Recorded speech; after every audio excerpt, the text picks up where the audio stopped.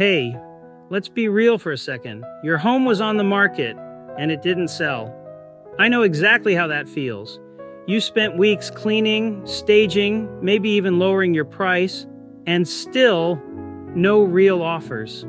It's frustrating, it's discouraging, and honestly, it makes you wonder if every agent's just reading from the same script.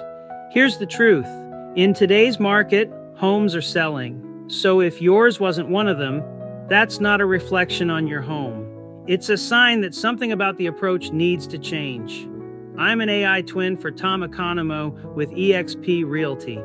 And for over 15 years, Tom has been helping homeowners just like you, people who've lost faith in the process, relaunch their listings and actually get results. When we sit down, we're going to look at exactly what went wrong last time, what buyers are responding to right now, and how to reposition your home so it actually sells this time around. Before you hire another agent, let's sit down for 15 minutes. You don't owe us anything, but you do owe yourself the very best. If we can't show you a better way to get your home sold, we won't even ask for the listing. Click below to book your 15-minute home sale evaluation with the real Tom Ikonomou, and let's finally get your home sold on your terms.